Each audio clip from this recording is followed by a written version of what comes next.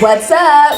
And no, this is not a style vlog. We're actually talking about climate change. We are fashionistas, but also eco-friendly fashionistas. Period. So follow us as we go on this journey to understand how we can be conscious consumers and integrate eco-friendly practices into our everyday lives. Like and subscribe at the bottom.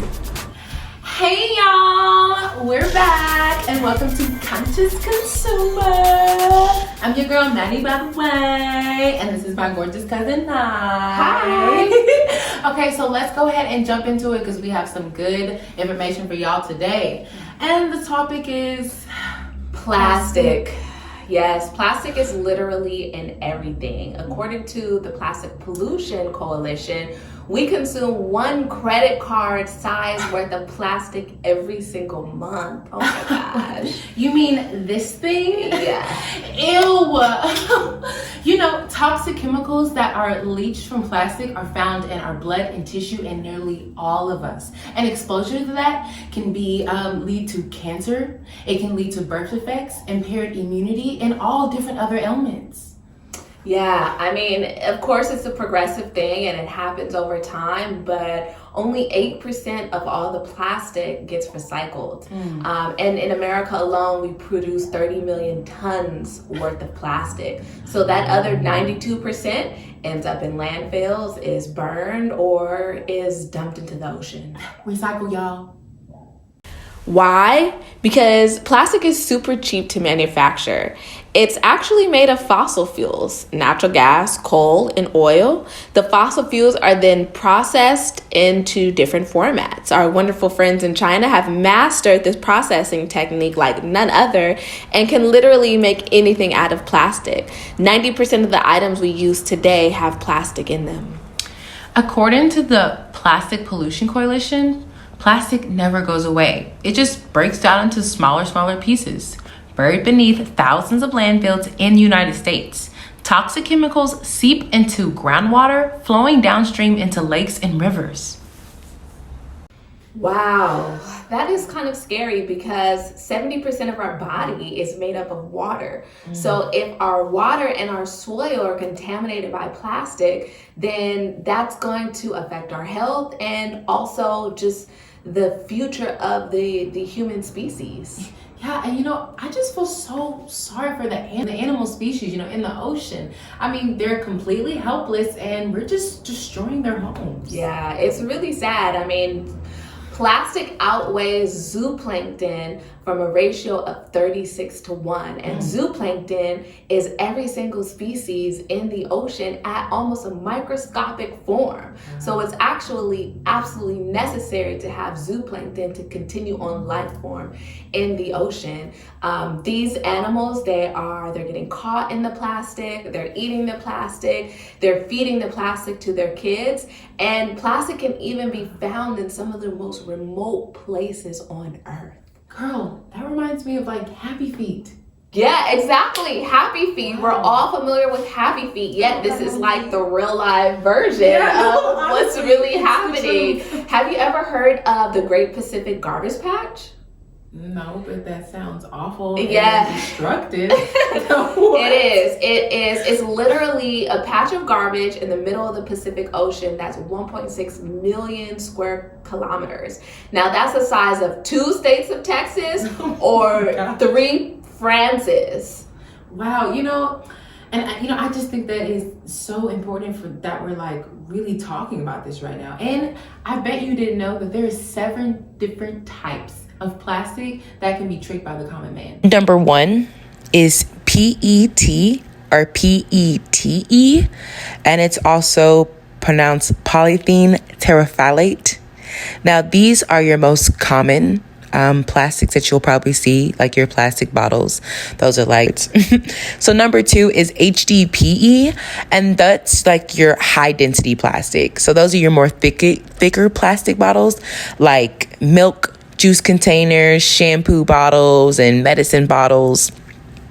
Number 3 is PVC, and those are your common toys. You know, that's your polyvinyl chloride, and those are your toys, your baby toys like Super Soaker and baby dolls and cling wrap. actually falls under this category, and also your detergent bottles like Tide and so forth.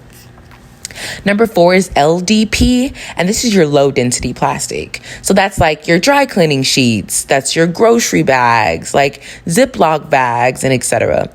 Number 5 is the most used when it comes to food prep. Those are your hot food containers. Those are your very durable, thick plastic bottles that you can, rewash and reuse. And that's your polypropylene. Number 6 is basically styrofoam. It's called polystyrene, and it's basically your styrofoam cups. And those are your to-go cups. Those are your to-go plates that you usually use from restaurants that, you usually end up recycling. And number 7 is other. I'm not really sure what other means because that can literally mean anything. But one way that you can really figure out what kind of plastic you're using is if you take a plastic bottle and look at the bottom of it, it has the number of what type of plastic it is. And that you'll see like 1, 2, 3, and the list goes on. So very important for you to look at that so you can know what kind of plastic that you're using. I didn't even realize how many types of plastic there are, but I mean, it makes total sense because each plastic has its own density and is used for different things. I mean, 90% of all things are made with some form of plastic. And it makes perfect sense because if you go into stores like Dollar Tree, literally everything in the store is made of plastic. So it really baffles me to think about how one thing that I used one time for 5 minutes is going to last 1,000 times longer than my life. Yeah, so like the cost that we think we're actually saving is actually being very detrimental to our lives in our future. So I think that's just so important for us to worry about that and take care of that now. Yeah. Well, what if we made our own plastic? Ooh, that'd be really fun. Let's go try. Let's go see what we can do. Let's do a bioplastic that is made from all renewable ingredients. Ooh, that sounds very interesting and stimulating. Yeah, let's do it. All right, let's make some bioplastic. So as you can see, we have 4 ingredients that are edible, completely edible: cornstarch, water, glycerin, and white vinegar. All of these things can be found online or at your local grocery store. They're very easy to acquire. So what we're gonna add first is all of these ingredients into a cold pot. So you don't want to turn the fire on just yet because the process is pretty quick. So first we're going to start with the cornstarch. We're going to take 1 tablespoon of the cornstarch. Some people like to use tapioca flour, but I just want to stick to what I know works, which is the cornstarch. Then we're going to do 4 tablespoons of distilled water. So we want to use distilled water because with mineral water, it has other elements in it versus distilled water, it's all of the minerals are taken out. So it is just purely H2O. Then we want to do 1 teaspoon of glycerin, and this really has a thick oily consistency, so this will allow the plastic to have more flexibility to it. So we want to make sure we get all that in there because it sticks a little bit to the spoon. And then lastly, we want to do 1 teaspoon of white vinegar. All right, and then you just stir it all together. Now you want to continue to stir the mixture consistently because it does solidify very fast and you don't want to burn it. So continue to stir until it turns into a silicone-like texture. And then when it's no longer moist, it's more of a clear gel consistency, then you're going to take that and spread it on tin foil or a cookie sheet and let it sit for 2 days. All right, so the results are in. We allowed our bioplastic to sit for about 7 days. Now, typically you only need to allow it to sit for 2 days, but we wanted to see what would happen and what the density would be like if we allow it to sit for longer. So our first batch, we used tin foil and we spread it really thin on the tin foil. And the results are it turns into like a sheet that's actually really flexible. It kind of feels like a plastic bag, but very durable and really, really strong. So this was wonderful. The one thing that I will say to do differently is to use a flat cookie sheet, because when we did pull up the pieces of the bioplastic from the tin foil, it did tear. So when it comes to utilizing a mold, you'll get better results, and then also using a flat cookie sheet, you'll also get better results as well. But long story short, it turned out absolutely amazing, and I can't wait to actually use it to create something. Now the second batch, we did the same thing, except for I spreaded it really thick. So the result is it looks like acrylic. So it's really hard and it's thick. And so utilizing this in a mold will be absolutely wonderful for packaging, for things that we use on an everyday basis. I mean, it's just really wonderful how thick it came out. So very durable. Now, I also wanted to understand, okay, well, what would happen if we left it in water? So we did that. We put a piece of the thinner bioplastic and we left it in water for 4 days. And the only thing that changed is that some of the thin sides, because again, when we did the thin layer, it wasn't evenly spreaded. So some of the thin ends, it did kind of break off very easily, which is fine. It's still very solid and it's thick.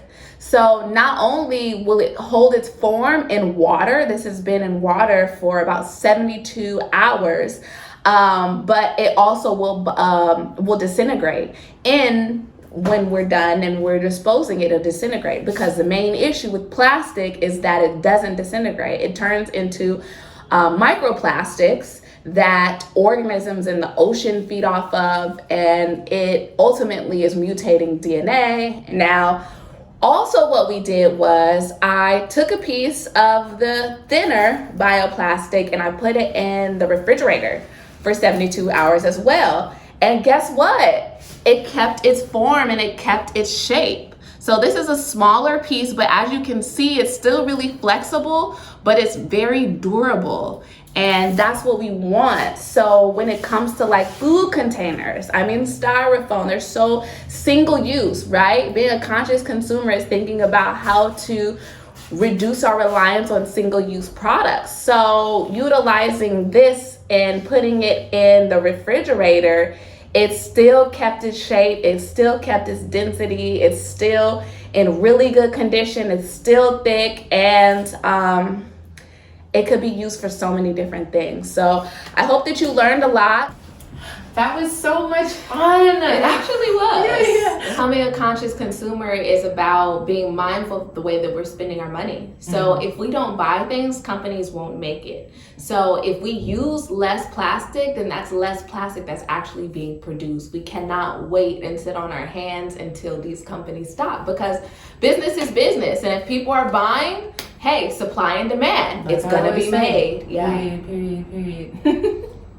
You know, I think a really good way that maybe, you know, we can help this with the use of plastic is cutlery. You know, what if we use like stainless steel cutlery and things like that? You know, over 40 billion utensils are tossed and used every single year just in America alone. Wow. I mean, it's absolutely ridiculous. I think that we should really just start jumping into that. And, you know, maybe we can get a whole challenge to start, you know? Who knows? I think that that's a really good idea, and there's some really cute cutlery sets out there where, you know, we can pull it out when we're brunching. Girl, I ordered mine. Do you have yours? Okay. Hey y'all. Okay, so let's jump into this, all right? So I got this cool Teivio silverware. Okay, comes in this really cool box, all right? Okay, when it opens up, look at all the cute colors, all right? It got spoons, it has forks, it has a straw cleaner. That's awesome. Straws, and it also has chopsticks, all right? Totally bomb, and I think it's very useful. It's under $15, so go check it out now. Amazon. Woo! Thank you so much for joining in and going on this journey with us. And we are doing the first step by using these reusable cutleries. And while reducing our reliance on plastic one item at a time. Okay. So thank you for taking this journey as a conscious consumer, and subscribe and like so that you can stay updated on all the next items that we continue to reduce our reliance on plastic with. And always remember to be what? A conscious consumer.